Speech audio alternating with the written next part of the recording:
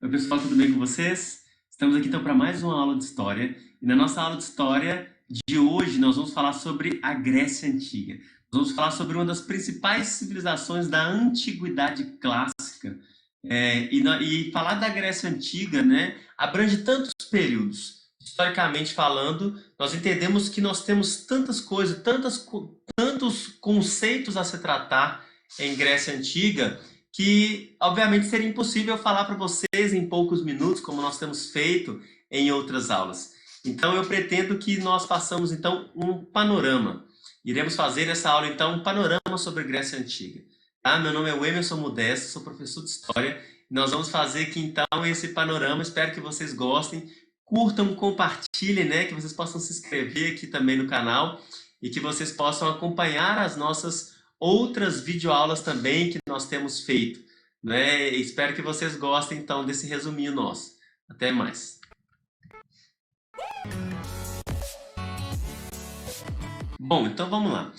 Dentro dessa aula nossa de Grécia Antiga, então, né, nós estamos vendo, como eu comentei com vocês, uma das principais sociedades da Antiguidade Clássica, como nós entendemos. E uma sociedade, gente, influenciou a cultura ocidental de uma forma muito, muito forte. Não é à toa que nós, ocidentais, né, nos vemos dentro daquilo que nós chamamos de uma cultura greco-romana, por causa dessa influência que veio dos gregos para nós. Então, a Grécia Antiga, nós entendemos que há alguns processos para entender a história, para entender como que se deu, né, o processo de formação da Grécia Antiga, como que se deu o processo de efetivação da cultura da Grécia Antiga, que não só influenciou os romanos, mas que permaneceu durante a Idade Média e que permanece até os dias de hoje em tantos aspectos. Vamos lá então. Para a gente entender, primeira coisa, a gente tem que entender que os gregos, gente, eles estão localizados numa península chamada Península Balcânica, que está mais oriental, né, ao sul da Europa e já bem próximo da Europa. A formação dela, da comunidade, né, grega, ela vai se fazer principalmente por questões geográficas, o que facilitou muito a formação dessa sociedade, a permanência dessa sociedade e a efetivação desses costumes é justamente um território que era muito montanhoso e uma civilização que se constituía no que nós chamamos de cidades-estado. O que seria então a cidade-estado? É uma cidade independente uma da outra. A gente entende que os povos que vão vir para cá, né, eles vão vir através dessa questão marítima, né, da navegação, eles vão vir aqui também através da migração de outros povos, chamados de povos indo-europeus, e a gente entende que há um período de formação da história da Grécia Antiga. Para que a gente entenda isso, a gente tem que entender a periodização. Dentro do período da formação da Grécia Antiga, nós compreendemos, então, principalmente 5 períodos que nós temos aqui que pensar, né, e vocês têm que gravar isso também. Período pré-homérico, período homérico, período arcaico, período clássico e o período helenístico. O que eu proponho que nós façamos aqui, então, é um apanhado sobre esses períodos, para que vocês entendam, então, como que se dá cada período desse e quais são as principais características de cada período também. Vocês podem reparar que em 2 períodos é citado, então, Homero. Homérico, Homero, então, ele vai ser um grande personagem grego, né? Ele vai ser um grande pensador, ele vai ser um grande contador de histórias ali também, não só Homero, mas Heródoto também, que foi considerado o pai da história.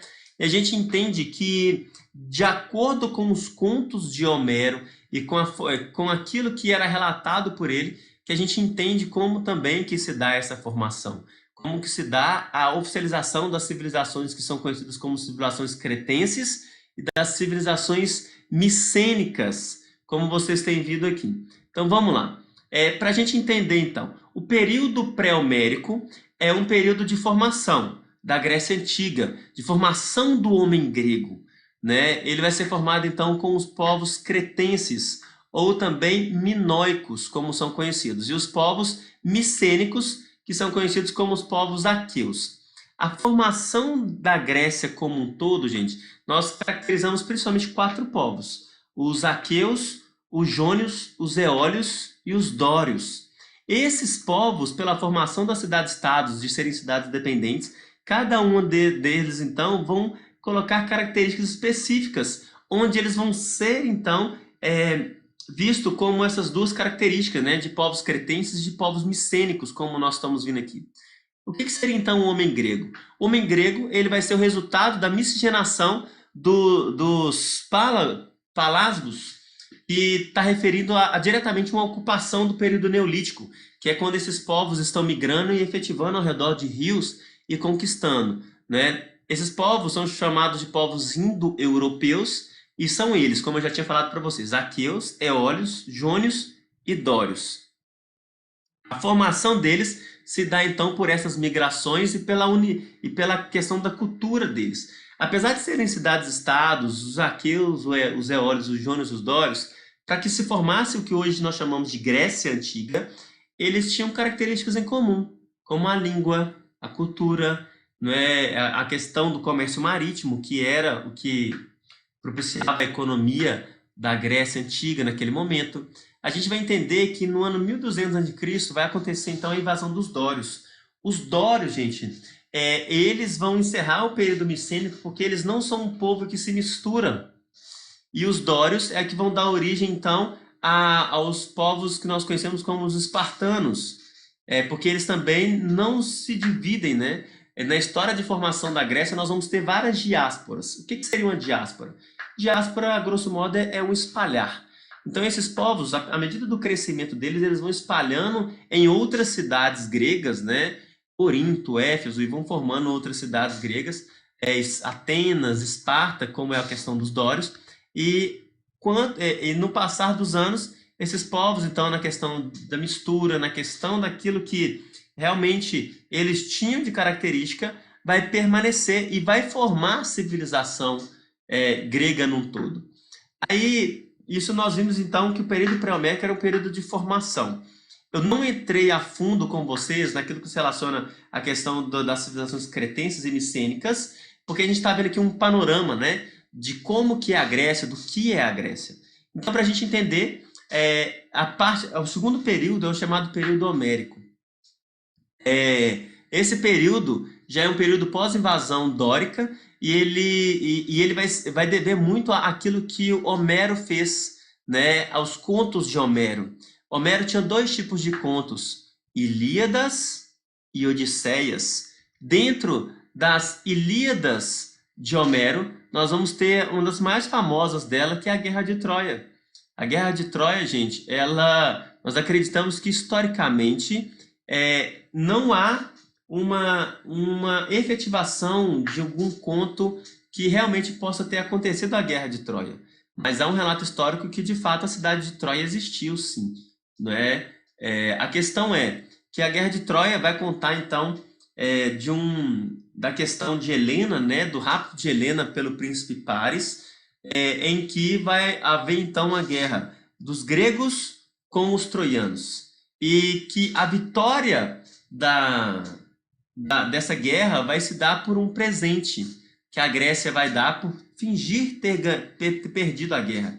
O presente, né, vai ser conhecido como presente de grego, que vai ser um cavalo dado aos troianos como símbolo de rendição e tudo, mas que lá dentro vão ter soldados. Um dos maiores soldados da Grécia, segundo o conto de Homero na Guerra de Troia, é Aquiles. E Aquiles, ele era um semideus, consagrado por sua mãe, né, segurado pelo tornozelo, de onde ficou conhecido até hoje o calcanhar de Aquiles, né, e o tendão de Aquiles que nós temos aí no nosso calcanhar.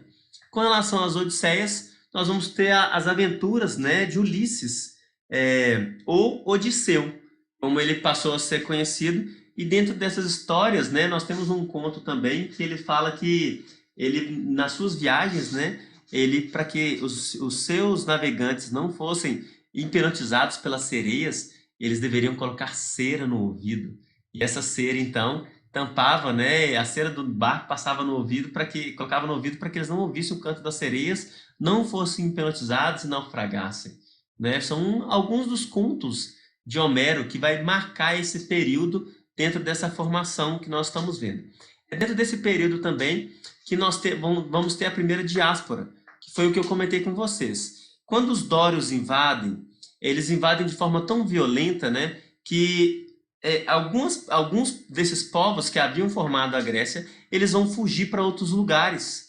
Diáspora, como eu falei com você, que é se espalhar, eles fugindo para outros lugares, eles vão interiorizar, né, nessa região balcânica e eles vão chegar a formar outras cidades da Grécia Antiga. Então aqui vocês estão vendo, né, a diáspora, onde eles vão para essa parte da Península Itálica, quando vocês estão vendo, e onde eles também vão migrar para outras cidades até o Mar Negro ali, onde vocês viram. As setas laranjadas representam a primeira diáspora e as setas azuis a segunda diáspora, que estão dentro desse mesmo contexto de migrações dos povos, formando outras cidades. Dentro do período homérico também nós temos o que nós chamamos da formação dos genos. Quem eram os genos? Genos, gente, eram pequenos agrupamentos humanos isolados. É dos genos que nós vamos ter essa formação das cidades e nós vamos ter algumas características. Entre elas, a crença de que todos os seus membros descendiam de Heleno, filho de Deucalião, que escapou do dilúvio. Também onde nós vamos ter a questão da sociedade igualitária, é onde nós vamos ter também a questão da liderança do paterfamilias, que seria o chefe da família, né, liderando esses genos e formando as sociedades. E nós vamos ter também a questão da economia e da propriedade coletiva, que era uma herança dividida entre todos os proprietários, entre todos, e também relacionava as propriedades divinas e coletivas entre eles. É dos genos que nós vamos ter essa união cultural entre também esses povos da Grécia Antiga, né? Entre as crenças, a linguagem, entre a regulamentação, entre o gerenciamento e formação mesmo da Grécia como nós entendemos. Onde vai acontecer também a segunda diáspora, que se dá devido a um crescimento populacional. Crescimento demográfico populacional, e vai provocar esse segundo espalhamento e aumento também das civilizações, que foi o que nós comentamos anteriormente. Passando, então, nós vamos ver que a formação da Grécia como um todo, né, a gente já viu a questão do período pré-homérico, que é um período de migração desses povos para cá. Já vimos a questão do período homérico, que é quando, então, se dá a formação desses povos. E aqui a gente entende, então, como que se torna o homem grego. Quem era o homem grego? Por que essas cidades-estados, então, estão dentro de um mesmo conceito também de formação de uma sociedade? A gente vai entender que os genos é a união de indivíduos que vai formar pátria, que seriam esses pequenos grupos familiares, automaticamente formando tribos, e depois o demos, que seria a formação das cidades-estado. Eu comentei que os genos, então, é o cerne da formação da Grécia, né? E através deles, então, que nós vamos entender onde chega, né, essa proporção, em que o paterfamilias, que era o líder dos genos, dividia a terra, né, e favorecia aos seus parentes mais próximos com uma divisão igualitária. Vamos ter também agora o terceiro período, que é conhecido como período arcaico, onde os genos perderam força e provocou a segunda diáspora, e depois fez a formação do que nós chamamos de polis. Polis vai dar origem a uma palavra que nós temos hoje, que é a política. E a polis já é um estágio mais avançado do que se trata de cidades-estado. É uma autonomia total. A polis, gente, já são cidades que se gerem totalmente sozinhas. Já é uma cidade-estado muito mais evoluída. E a gente entende que dentro da formação da polis, duas cidades se destacam: Esparta e Atenas. Então, para a gente entender um pouco mais sobre isso, sobre a formação da polis, nós destacaremos essas duas sociedades que são distintas dentro do governo também, né? Que se diferem na formação política e econômica entre elas. Aqui nós temos uma representação disso, onde nós estamos vendo um acro, O Acro está aqui representado do lado direito, onde seria o lugar mais alto e o centro político administrativo da cidade, das polis. E a Ágora seriam, então, essas praças públicas de debates de filósofos, de participação política, em que o cidadão poderia opinar, né, dentro da política. Nós vamos ter a haste, que é o mercado popular, que vai estar na parte mais baixa. Aqui também nós vamos ter a área urbana, que é a área de movimentação, né, das pessoas, onde eles podem ir, a área rural de trabalho também, próximos a essas cidades. Vamos lá então, Esparta. Localização de Esparta, na península do Peloponeso, formados pelos dórios, né, como eu falei para vocês, que entraram ali de forma mais abrupta, mais rígida, formando uma sociedade ali também. A origem deles, então, dórica. Características: propriedade estatal, economia agrícola, vai ter a questão da servidão, voltada para os chamados gilotas, que vão ser os antigos aqueus, que vão proporcionar esse trabalho mais pesado. Vai ter uma política oligárquica, baseada, então, nas famílias ricas, né? As famílias ricas que vão governar, e de uma forma separada, aristocrática também, e oligárquica, como está aqui. Vai ter o predomínio da minoria espartana, que seriam essas pessoas ricas. Vai ter uma diarquia hereditária, que seriam, então, a possibilidade de haver 2 reis também dentro do mesmo domínio, e a existência da gerúsia, que seria o Senado, e da Átela, que seria a Assembleia Espartana, onde as pessoas participariam. Os éforos seriam, então, os magistrados eleitos anualmente e detentores desse poder. A sociedade era uma sociedade estratificada, militarizada e xenofóbica, ou seja, se achavam superiores às demais, e toda a educação, gente, era voltado para a guerra. Tudo que eles faziam era voltado para a guerra. Não é à toa que nós vamos ver, depois, em um período, né, conhecido como o período, a parte clássica da Grécia, em que vão haver 2 guerras em que os espartanos vão ganhar. Porque tudo que eles faziam era voltados para a parte militarizada, onde os zilotas, como vocês estão vendo aí, faziam a maior parte, né, dessa característica entre os gregos, entre os espartanos propriamente dito, tá? Então, os espartanos seriam os latifundiários, os nobres, que seriam os cidadãos, né, descendentes dos dórios. Os periecos seriam os homens livres que viviam do comércio. Os zilotas seriam os servos, que estariam aí formando a maior parte do exército, como eu falei com vocês. Essa seria a formação de Esparta. De Atenas, então, eles se localizam na Península Ática, já um pouco acima dos dórios, e estão dentro de um mesmo local, que é chamado Península do Peloponeso. Tá? Não é à toa que nós vamos ver uma guerra que é chamada de Guerra do Peloponeso, onde participaram Atenas e Esparta, devido a essa localização geográfica que eles têm. Origem jônica, a economia deles é baseada na agricultura, no artesanato e no comércio. Sociedade, 3 grupos da sociedade. Nós vamos ter os eupátridas.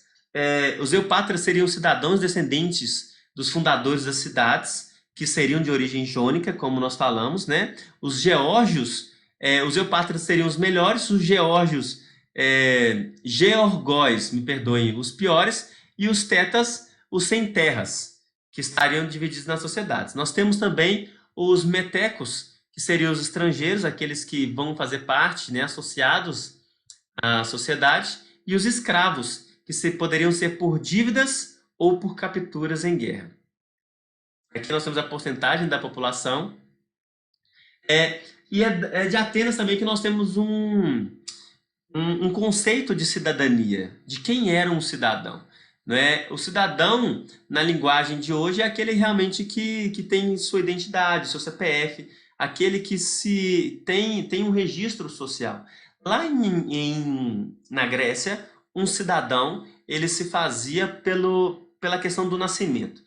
Seu pai e sua mãe deveriam ser gregos para que ele então fosse considerado um cidadão na Grécia Antiga, né? Ele deveria ser pai e mãe, né, gregos para se tornar um cidadão, para ter voz ativas, mas também vale dizer que somente os homens, né, a partir de uma certa idade, que teriam voz ativa politicamente para resolver questões em Atenas, que não eram divididos em questões aristocráticas e oligárquicas, mas em si em uma democracia ateniense, algo que vai inspirar, né, as democracias atuais, né, um legado dos gregos à democracia ateniense. A questão dos cidadãos, em algumas coisas nós diferimos, mas nós temos muitos pontos em comuns com relação a ele. Então a gente vai entender como que foi feito esse processo da política de Atenas. 4 fases. A primeira fase é a monarquia, que era dominada então pelos esses bem-nascidos, né, descendentes dos jônios, os eupátridas. Nós vamos ter também a segunda fase, que é a oligarquia, que era o domínio dos eupátridas através do Areópago, que era um conselho legislativo, ou seja, onde eles essas famílias ricas determinavam as ordens de cada um deles. E a gente vai entender que dentro dessa parte da oligarquia aconteceram reformas. Entre essas reformas, né, nós temos a reforma de Drácon e a reforma de Solon, onde Drácon vai colocar leis escritas e onde o Solon vai abolir a escravidão por dívida e vai iniciar a república censitária para a ocupação de cargos públicos. Aqui nós temos reformas e mudanças que vão afetar diretamente o sistema político de Atenas, onde vai surgir a parte da tirania, que vai ser o domínio de um general. Mesmo Atenas não sendo voltada para a militarização como os espartas, não significa que eles não tinham uma centralização e um domínio forte também das técnicas de guerra, principalmente no que se refere aos combates navais. E os clistênios, né, que vão ser o pai da democracia, vão promover então essa revolução, onde nós vamos ter essa herança que temos até hoje, que se denomina então a democracia, né? Que é de onde eles são tão conhecidos, de onde os filósofos, né, vão dialogar. Sócrates, Platão, Aristóteles, tantos outros filósofos da Grécia Antiga vão dialogar com relação a isso, onde os cidadãos se reuniam nessas ágoras para discutirem questões políticas, para falar abertamente de política. E a gente entende então que esse é realmente o legado. Vai ser fundado então pelos cristãos e nós temos algumas características: voto e democracia direta, ou seja, uma participação direta da população. Vamos ter a isonomia, que é uma igualdade de direito entre todos os cidadãos. Aqui entra aquela parte que eu falei com vocês, né, que somente homens que eram cidadãos poderiam votar, deveriam ter mais de 18 anos. As mulheres, os metecos e os escravos, eles não participavam disso. E onde nós entendíamos também que existia algo que é chamado de ostracismo, que quando há ali, né, quando há um abuso de leis, quando há uma inflação no sentido assim, uma infração, melhor dizendo, né, uma infração com relação a alguma lei, havia uma perda dos direitos e a expulsão desses cidadãos da polis por 10 anos, para garantir a cidadania contra a tirania também, né? Então, todo que tentasse se rebelar contra ele entraria dentro dessa lógica do ostracismo. Lá no século V a.C., vai ter o auge do sistema democrático e cultural ateniense, onde vai haver prosperidade econômica e o fim dos conflitos internos também. A gente vai perceber, né, que vai estar a questão da formação dos cidadãos e como eles iam eleger, né, o chefe do exército, o preparo dos projetos de lei, como seriam julgados os crimes. Vamos passar um pouquinho e nós vamos ver então com relação como que se dá então o quarto período, que é o período conhecido como um período clássico, que é o auge e o declínio também da civilização grega, né? Aqui nós estamos falando de um período de guerras, onde Atenas e Espartas, né, vão se destacar cada vez mais como polis, e eles vão também combater estrangeiros. Dentro desse período, então, nós já vamos relacionar a primeira guerra, que é conhecida como Guerras Médicas. É uma guerra, gente, que vai acontecer principalmente entre os persas, que eram chamados de medos, e vai ter um conflito direto contra principalmente os espartanos. Atenas chega a participar? Sim, porque as guerras médicas acontecem em 2 conflitos. Os persas, por expansão, eles estavam ocupando, né, as terras. Nós temos uma aula aqui sobre persas, vocês podem vê-la também. E a gente entende que quando eles estavam chegando próximo ali, né, sobre as conquistas de Dário, eles tentam invadir a Grécia. Só que os espartanos e os atenienses também, pela preparação militar que eles tinham, principalmente os espartanos, não aceitam isso. E eles, então, iniciam uma guerra, guerras médicas, por causa dessa investida dos persas dentro da Grécia, né? E os espartanos, então, eles vão controlar isso através de dois grandes conflitos.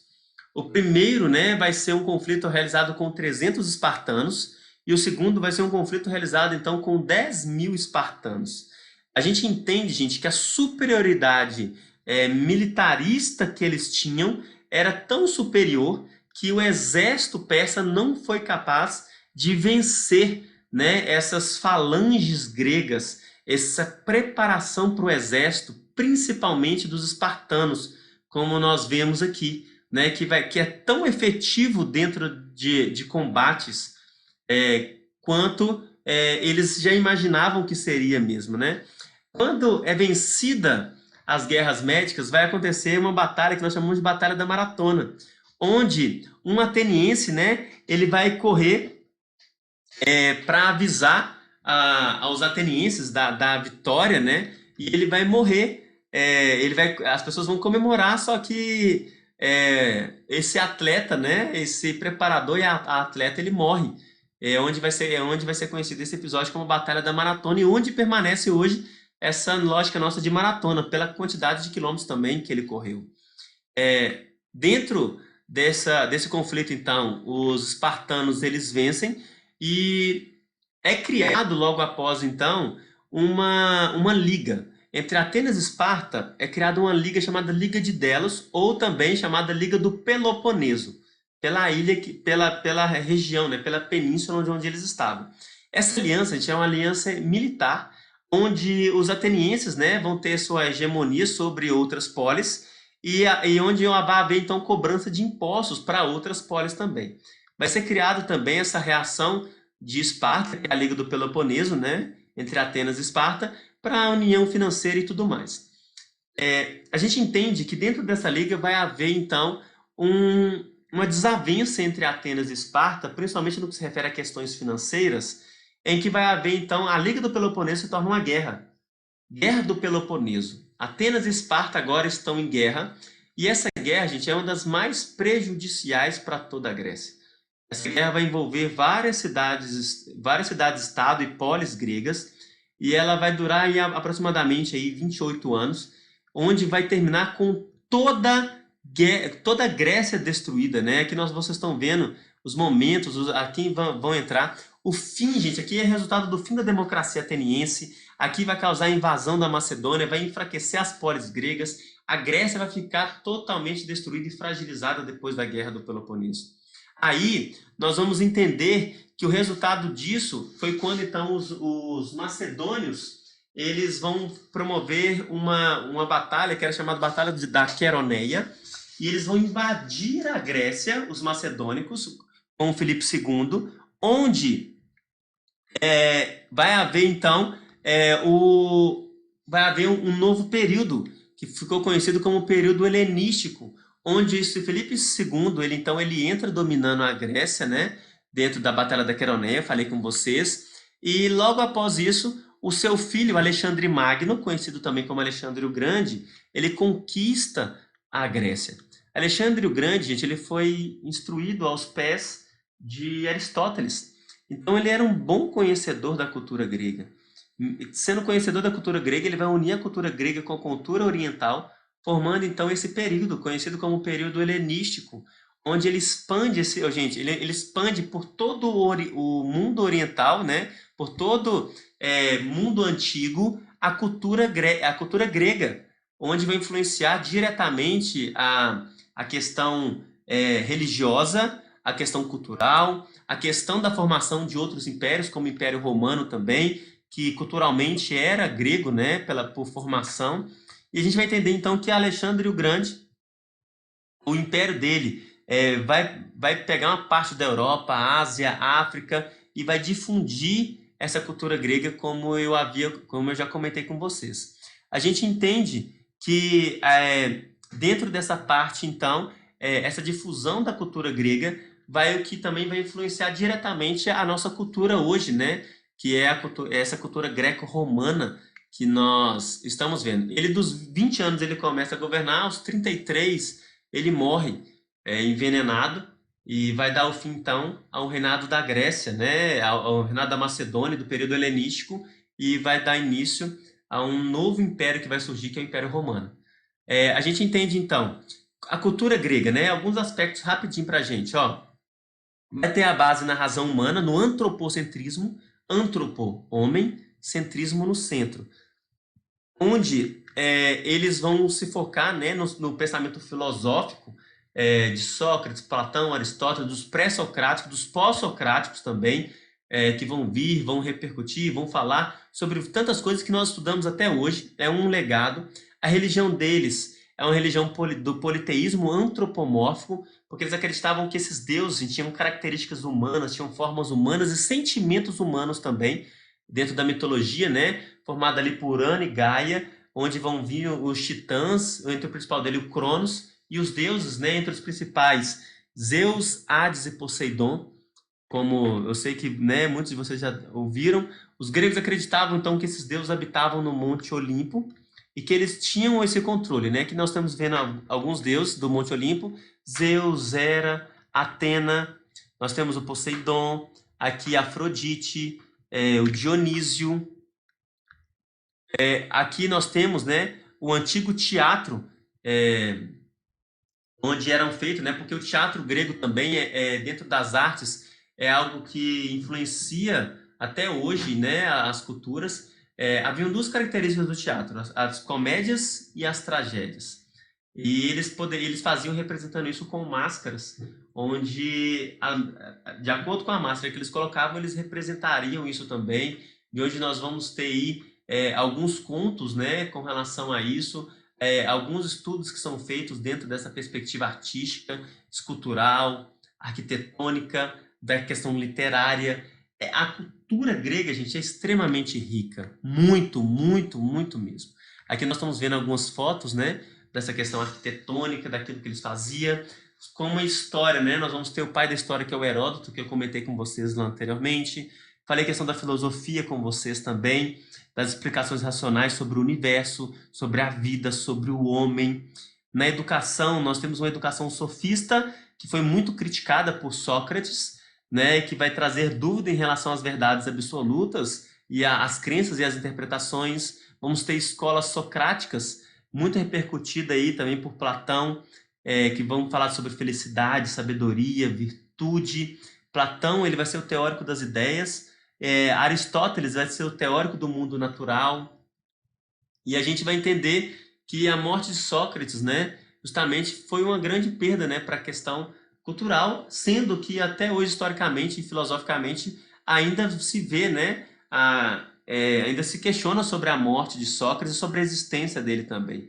Mas, de fato, o raciocínio que ele trazia aos gregos fez ele ser acusado, né, de perverter a juventude, e foi um pretexto usado, então, para sua condenação. E a gente vai ver dentro da matemática, nós temos o Pitágoras, dentro das partes cultural esportística, nós temos a criação das Olimpíadas. Gente, as Olimpíadas paravam guerras. De 4 em 4 anos, quando tinha as Olimpíadas, elas literalmente paravam as guerras, né? E algo que nós permanecemos até os dias de hoje também, né? Bom, nós vimos hoje, né, muita coisa, e eu fiz com vocês, então, um panorama sobre Grécia Antiga, um panorama sobre os principais períodos, sobre a cultura da Grécia, e vocês puderam perceber que esse panorama que eu fiz, ele está diretamente relacionado a um pouco da cultura que nós temos hoje aqui também, né, a cultura ocidental, né? Eu espero que vocês tenham entendido, espero que vocês tenham compreendido, curtam, compartilhem, deixem um like aqui, e até a nossa próxima aula, se Deus quiser.